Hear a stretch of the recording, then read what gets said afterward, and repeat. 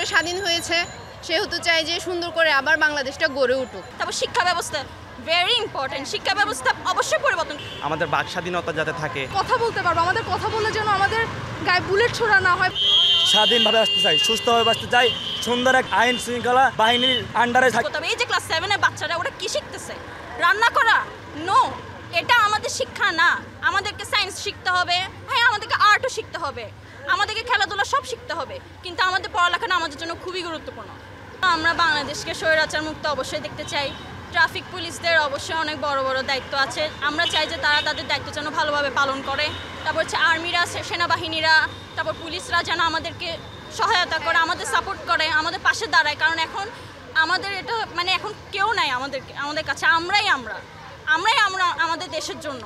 তো এখন আমাদের দেশের জন্য যদি সেনাবাহিনী আমাদের পাশে না দাঁড়ায়, তখন আমরা সামনে আগাইতে পারবো না। কথা বলতে পারবো, আমাদের কথা বললে যেন আমাদের গায়ে বুলেট ছোড়া না হয়, বা কোনো প্রশাসন আমাদের টাকা দিয়ে কেনা প্রশাসন আমাদের টাকার উপর যেন আর বুলেট না ছুটতে পারে। এটাই হচ্ছে আমার প্রথম প্রত্যাশা। কারণ আমরা যেটা কিছুদিন আগে দেখেছি, মুগ্ধ, সাইদ, ওরা শুধু নর্মাল পানি দিচ্ছিল বা কেউ প্রতিবাদ করতে গিয়ে নিজেদের প্রশাসন আমাদের গায়ের উপর বুলেট ছুঁড়েছে। এটা আমরা চাই না।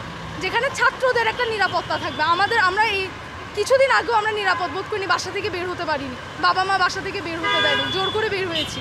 তো আমি চাই অবশ্যই আগামীর বাংলাদেশ সম্পর্কে আমরা চাইবো যাতে আমরা মুক্তভাবে বাঁচি, স্বাধীনভাবে বাঁচি, আমাদের বাক স্বাধীনতা যাতে থাকে। নতুন করে স্বাধীন হয়েছে, সেহেতু চাই যে সুন্দর করে আবার বাংলাদেশটা গড়ে উঠুক।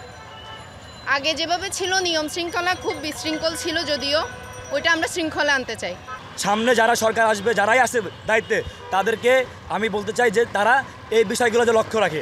আমি আজকে 2 দিন ধরে কাজ করতেছি কাজের দড়িতে, আমি দেখেছি যে অনেকেই 80% লোক ট্রাফিক নিয়ম বোঝে না, ইভেন হেলমেট ছাড়া বের হয়, তাদের কাছে হেলমেট থাকে না, একজনের কাছে থাকলে একজনের কাছে থাকে না। আমি আগামী বাংলাদেশ চাই সুষ্ঠু, স্বাভাবিক এবং সুন্দর বাংলাদেশ চাই, যেই বাংলাদেশে কোনো ভেদাভেদ থাকবে না, কোনো জাতির ভেদাভেদ থাকবে না, কোনো ধর্মের ভেদাভেদ থাকবে না। আমরা স্বাধীনভাবে বাঁচতে চাই, স্বাধীনভাবে বাঁচতে চাই, সুস্থভাবে বাঁচতে চাই, সুন্দর এক আইন শৃঙ্খলা বাহিনীর আন্ডারে থাকতে চাই, সুন্দরভাবে দেশ পরিচালনা করবে।